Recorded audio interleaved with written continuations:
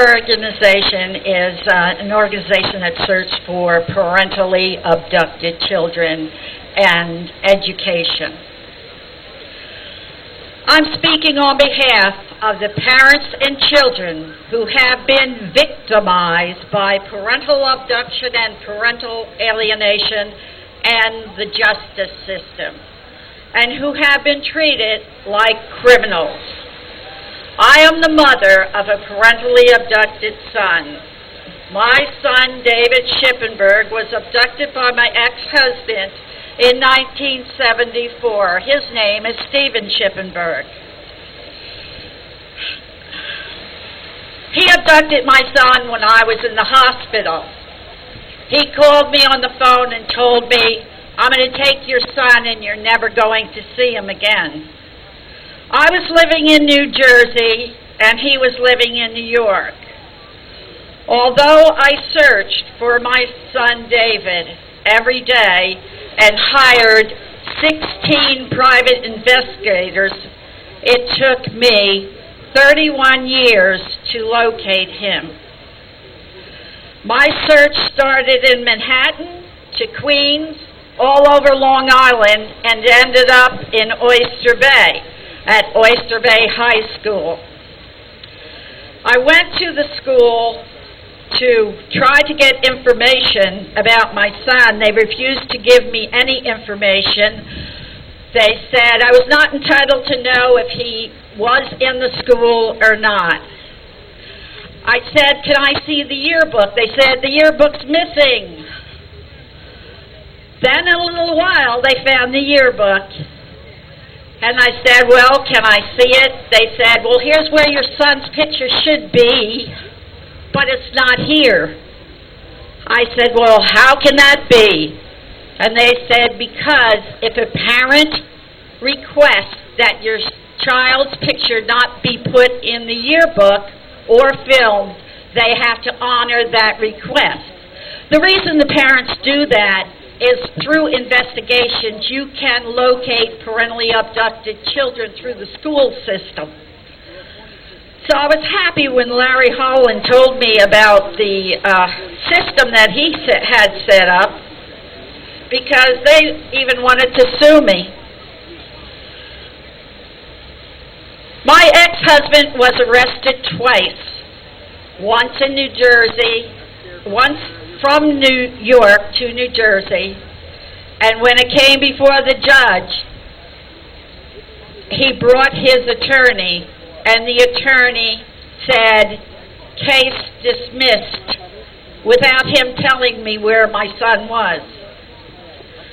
We both were arrested in New York. When I went to his apartment to find out where my son was, I found his apartment at 166 East 34th Street, and I went there and I tried to reason with my ex-husband to tell me where my son was, but it turned into a fist fight. Someone called the police. The police came. They put us in handcuffs. They put us in the squad car. They said, "If you move, we'll shoot you." They brought us down to the Tombs in New York jail. It came before the judge, and the judge said, "What is this about?" I said, "He abducted my son, I have custody of him, and I want to know where he is." He brought his lawyer again, and the New York judge let him go without telling me where my son was. Okay.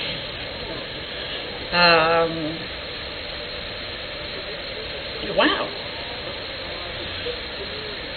It took me until December 1st, 2005 to locate my son, because my son's name was not David Schippenberg anymore. It was David Sanders, along with my ex-husband, who changed his name and his wife's name to Sanders. I finally located my son in Alexandria, Virginia. And that's only because I had my ex-husband's picture on my website, voiceforthechildren.com, with a wanted sign under it. And someone called me from Washington and said, I think I saw your ex-husband, but that's not his name. So that is his name now, Sanders. My son hates me and is totally alienated from me. Parental abduction is the taking and concealing of a child without the permission of the child or the other parent. Parents who abduct children are not normal. They are mentally ill. They tell the children that the other parent doesn't want them, doesn't love them, are in mental institution or dead. Their children are forced to move from location to location, from school to school. Some run away. And most live with a step-parent that treats them badly because they don't want them.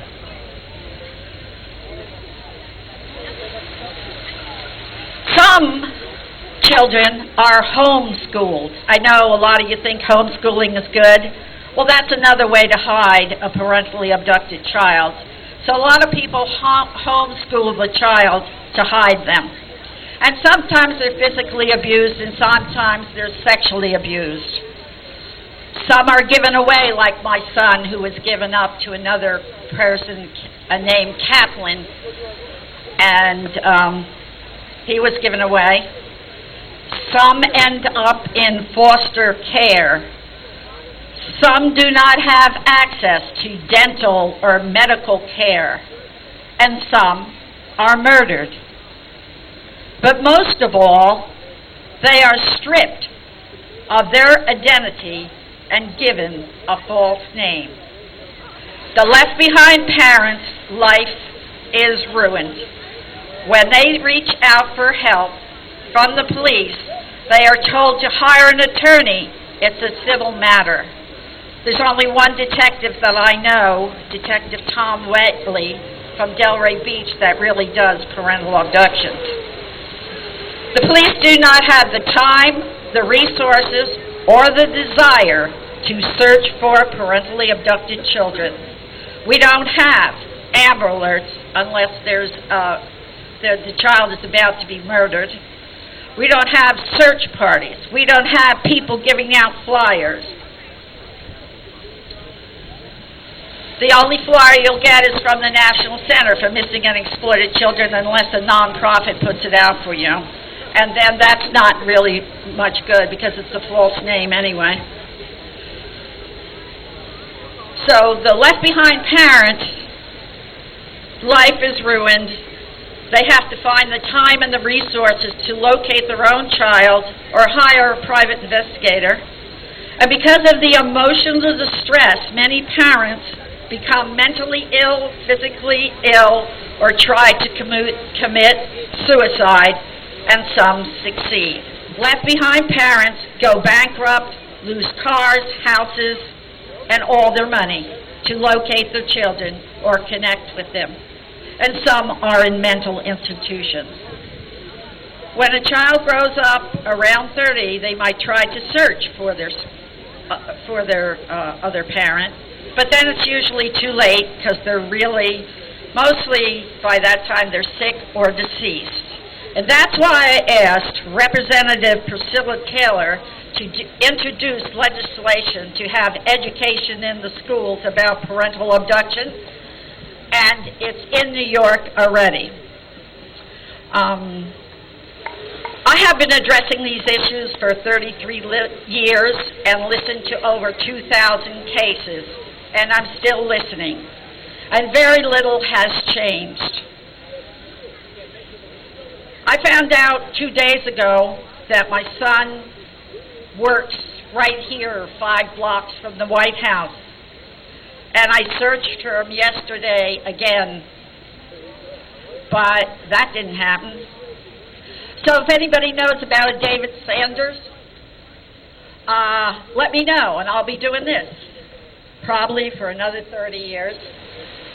This is my son. If anybody sees him, give me a call. I will be speaking on behalf of the United Nations on January 15th, 2009, and I will be speaking before the legislation delegation. Thank you.